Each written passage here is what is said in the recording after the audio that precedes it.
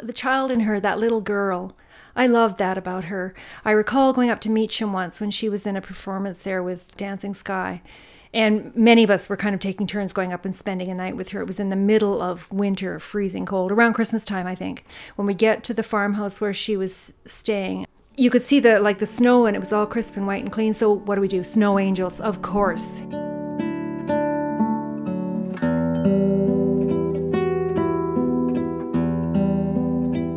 She did things to make me laugh. I was starting to get to know her, and I remember she even hid in this teeny little cupboard there to make me smile. Like, I didn't really know her, so, you know, I'm like, Kate, I'm supposed to find you? Like, she knew I was missing my kids that day too, so, and they were coming up that week, so she was trying to make me smile in the meantime.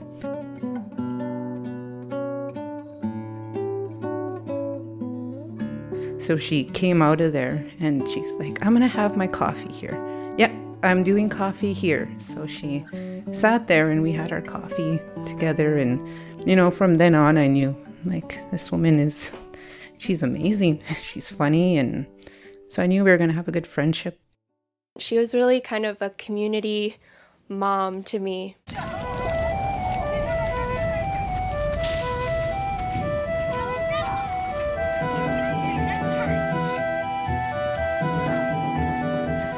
I met her when she was doing some work for Miss Bon. She was working on our L'Orange outreach project.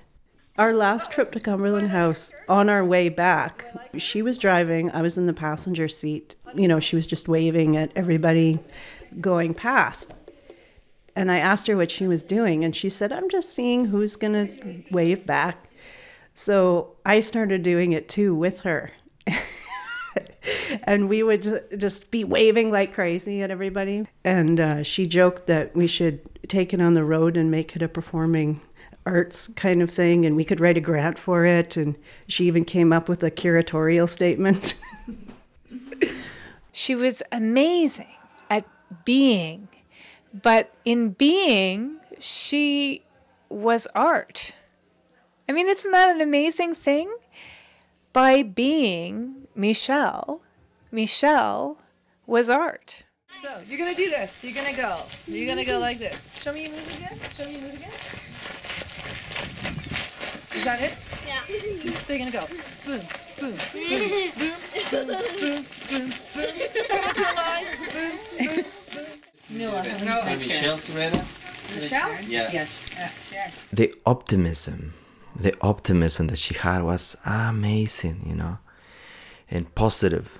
In fact, the last time that we spoke was last Thursday, and then we said, okay, let's get together next week for to eat something, to have some meals, you know, invite Michele, and we get together and solve the world issues, you know, start to brainstorm what to fix this world, you know.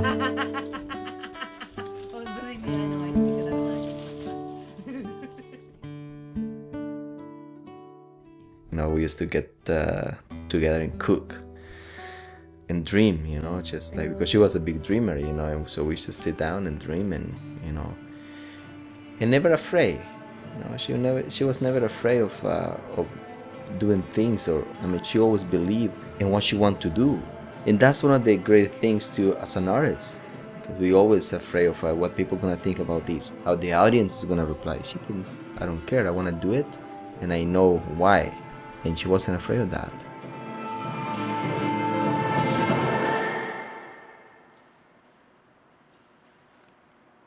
She embodied the artistic community of Regina in a way that really inspired a lot of people, and myself when I came from Toronto and Virginia. I'm Danny Fortier. I was Mo's son, and as she stated to me, was not my mom.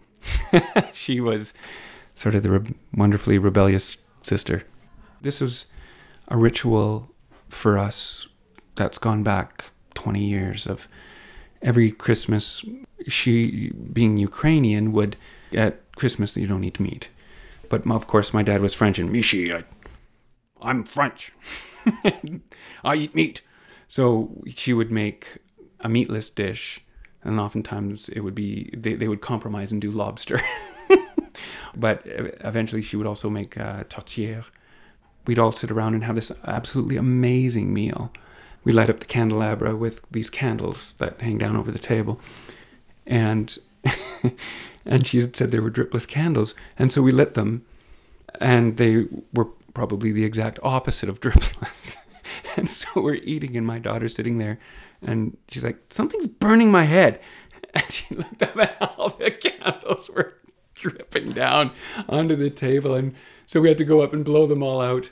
A friend of Michelle's also collaborated with her on some arts projects and just hung out, her and Mo and me and my husband Bela, for the last 20 years. Illegal contact on a receiver, one arm extended with open hand. CFL hand signals are quite expressive. You know, you do all these things.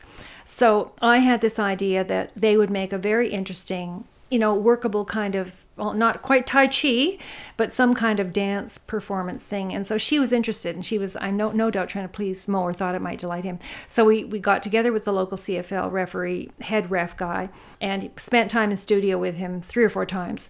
It's funny to watch her, because I just watched it, because she looks half-assedly interested, you know, but we were going to turn this into something. Mo and I were the big fans. My husband got more interested because of me, and Michelle just did her best. So Mo said, look, we should go to the Labor Day Classic, and this must be 15 years ago.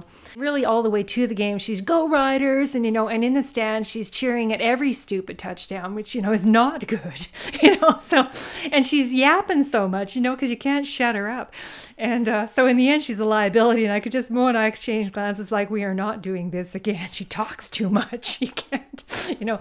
But it was just fun. She's into it. Robin Poitras and Michele Sereda did a performance where they cut onions on the runway, on the red carpet. They cut and cut and cut and cut until they both started to cry. And it was, and then we had high fashion. And then I'm going to move it to the... Oh, that's loud. Now I'm going to say, and I'm hardly using any effort.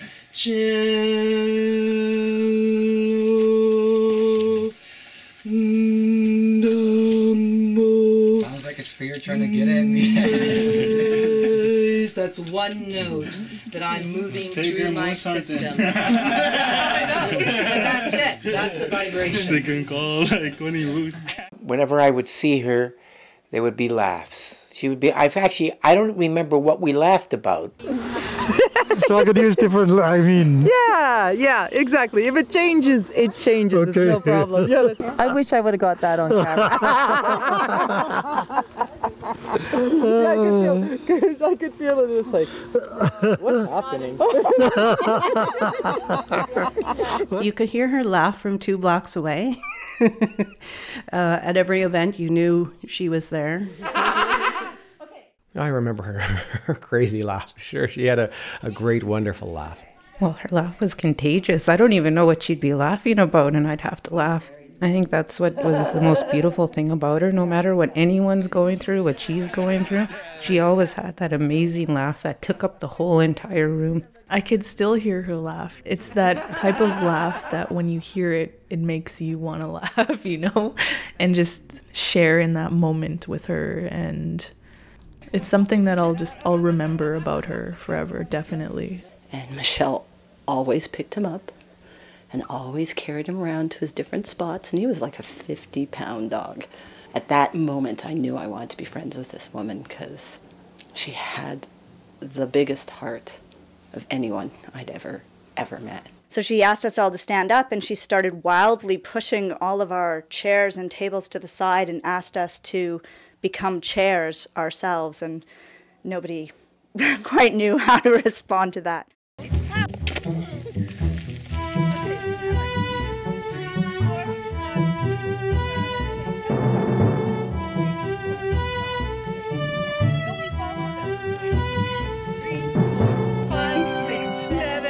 Everything she did was play.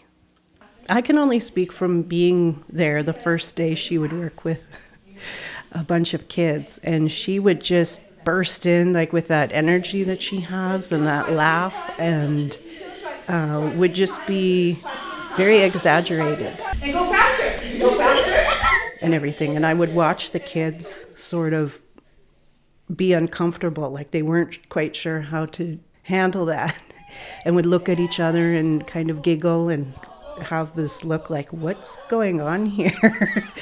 But I think that was her way of bonding with them right away. One of the things that I admired about Michele was that when she worked with youth, one of the things she taught me to do was to have them write out a paragraph. And so after we had the Ochapaway students write out a paragraph, they weren't supposed to put their names on it, so we didn't know who wrote what. She would, a few days later, have me over and read it. And she would, you know, read one and say, this kid is an auditory learner. Whoever this is really into music, and they probably spend a lot of time in their room alone listening to music. I bet it's Headphone Boy. And that would be the name for the kid who had the headphones around his neck. You know, so she had a way of just reading a paragraph, knowing how a child learns and what their strengths are and what they might bring to the production. You gotta say it now. You gotta say it now. Quiet. Shh. Quiet. Really funky, very different, very cool. Just kept scraping that creativity off the ground and tossing it at the sky, and we're all lucky. I met Michele in 2006 or 7. I was taking part in a theater group called Night Wind Theater, and she was the acting mentor and she was the director of our play. I think one of the best memories I have is when she was working with me for my character for the play. And she's like, okay, she looks at me, she's like, I think I know exactly what we need to do. And she's like, I need you just to chase me. And go right, go right, go right. Go right anywhere you want to run. Run anywhere you want to run. And you decide what you want. You decide what you want. Here's me running around chasing Michele, and it was just like, it was so different, but it worked, and I had so much fun, and I stepped outside of myself for that role, and she knew what I needed to get out of myself and into that role. That's why this hurt our community so much, and it hurt me so much, is because when I think of her, it's like how she made you feel inside, right? She made you feel like you could accomplish anything, you could do anything, and she's seen the best in you.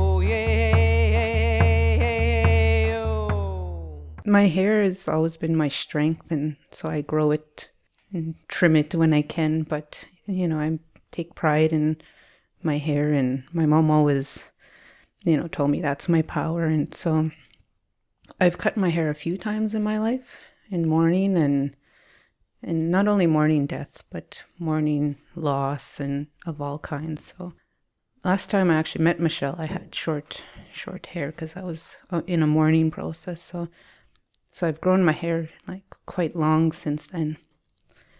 And I felt like, you know, not only one sister, but 2 important people and 4 important people, the 5, like even the one who we don't hear about, like that's a profound impact all at once. And because Michele was so important to me, I wanted to honor her that way. So I braided my hair, and I asked my mom to cut it, and she kind of braided a really tight braid on me, and, you know, redid my braid that I had done, because she said loose braid means loose thoughts. So she tightened up my braid, and she cut my braid off, and, you know, it was really painful for my mom. She told me to keep my hair safe, and because that's my power too. But my hair will grow, and part of it's to honor the teachings that were given.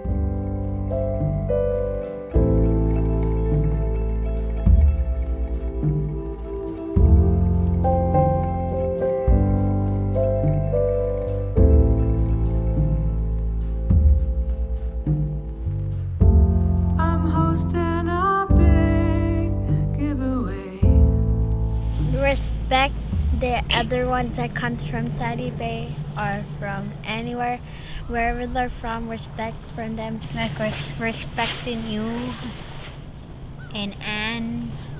Respect yourself. Fern. Crystal. Tiana. Me. Judy. Respect everyone that's in Sandy Bay and everywhere else in the respect earth. The fish. Beautiful work. Beautiful, beautiful work. How was your day? My day was fantastic. Good? I'm going to miss her phoning me up and saying, "Hello, Miss Heather, this is Michelle." Everybody has nicknames for her. I called her Mitch. She often got called me, she, and many other nicknames. She often called me Miss Heather. She was possessed with a great creativity, and that will be missed.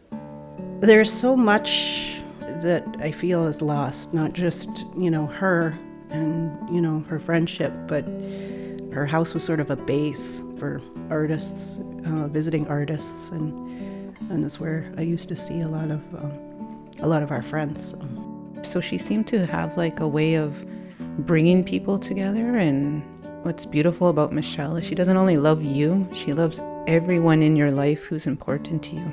Michele is such a breath of fresh south wind, because she didn't just arrive, she always blew in kind of. And so the news was like the air just stopped. This one time Michele had taken the script away from us and everybody was like, "Oh my God, what are we going to do without the script?" And I kind of feel like that's how life is right now, because without her, it's like, where's that script? So when we were doing the collective performance storytelling group, I told her, I said, "I'm grateful you did that to us now instead of a day before the performance. Otherwise, I realized how jarring that is to have a script taken away." And so she said, "I had to do it." She said, "You all have to do it because your gifts are in you. I already gave you those tools. You guys just have to believe in yourself so you can finish this." And that's what Michele would want, is for us to embody the gifts and the teachings and the joy and the light that she gave us all.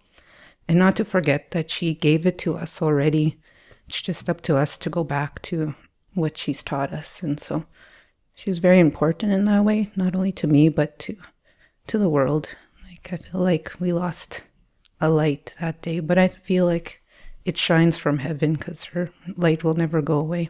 She was, to me, she was a star, but not like a movie star. I mean, like one of those big, bright, fiery stars in the sky that has an energy to it, that it sheds this light that when that light hits you, you see things in a new way. And that star has a gravity to it that pulls you to it, and then creates this community around it. And it has life and energy, and even though she's gone, that light is still here. You can see it in anyone that she's touched. You can see that light. People talk about there being a real hole in the community that now that she's gone. But she's been teaching, she's been mentoring. There's a hole in the arts community in that she was a pillar of it. But she's been creating new pillars. There's a hole in our family because she's not there anymore. But the memories that she's created and the experiences she's given us, those will live on forever.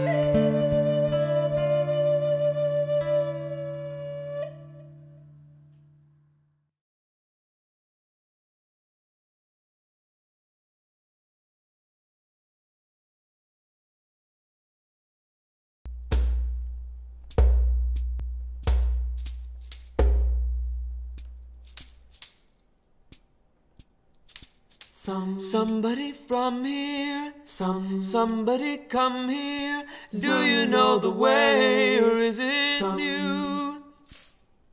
Somebody from here, somebody come here. None of us the same, but all of us just passing through, just passing through.